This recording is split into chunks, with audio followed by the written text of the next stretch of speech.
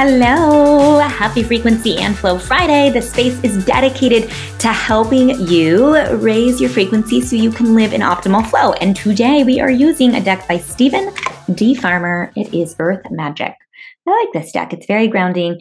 We just are coming out of a first quarter moon that happened yesterday, and this is a really good time to take action. But I want to say, and I'm getting the nudge to take action in a grounded state. So you have it.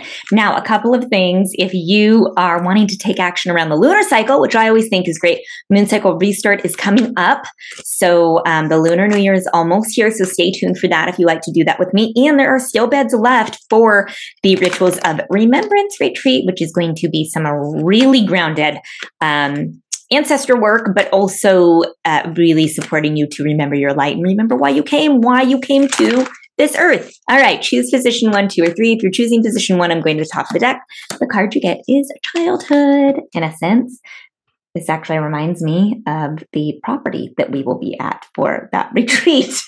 So if you're choosing this card, it's happening in Northern California, by the way. If you're choosing this card, I want to say that there is actually love that's coming in. There's love around you, perhaps relational love, maybe friendships, maybe, childhood love, things that are around you. There's love here. I would say that there is a theme within this. I really go here too, right? Maybe somebody from your childhood is coming back. Maybe somebody from your past is coming back. But I think with this card, it's an invitation in terms of raising your frequency to live in childlike innocence, quite literally. Think about what fed you as a child, what helped you to be happy as a child, to live in joy as a child, and maybe bring some of those things back into your life this weekend to spark a higher frequency for next week.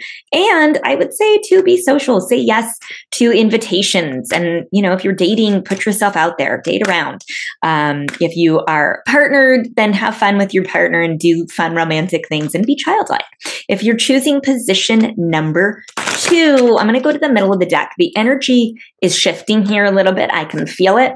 And we get Green Man. This is a synergy card. One of the things that I want to say about this is it's really important for you. Do you see like the face here?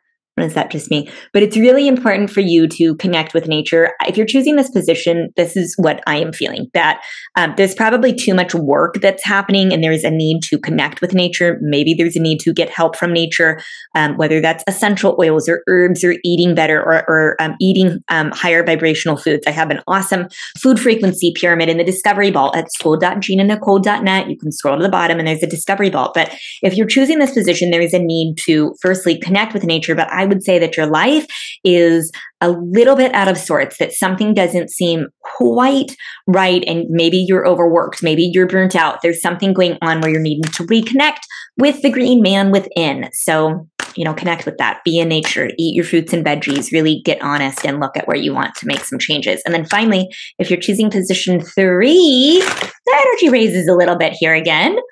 And I go to stone people. If you're choosing position 3, the Rituals of Remembrance Retreat is definitely for you. The one in April is already sold out, but May still has some beds. The stone people. Yeah, stone people. So not only is, vigilance, yes. This actually reminds me of a place we just traveled to. But with stone people, stone has so much wisdom. And I want to say, if you're choosing this position, that your ancestors are trying to nudge at you. They're wanting to help you, to communicate with you. The other thing here is I want you to look at where you might be saying, that's not an issue, this is not an issue. And I want you to really look at the issue at hand and use your innate wisdom, your inner wisdom, and also the wisdom from your ancestors. Oftentimes, I feel like they can get a bad rap because, there's a lot of things. It's like, well, this thing was passed on or this thing was passed down, but we are who we are, and the beauty of us and the high frequency aspects of us are because of some of our ancestors too. So if you're choosing this position, I want to say, listen, stop pretending like there are no issues. Look at the issues, come into oneness with the issues, and also look at the gifts that your ancestors are bringing in. And there's definitely some ancestor veneration that can support you with this. And call on stone for wisdom and growth and connection. And I am sending you love to you and all of your stone people. Have a good weekend. Ciao.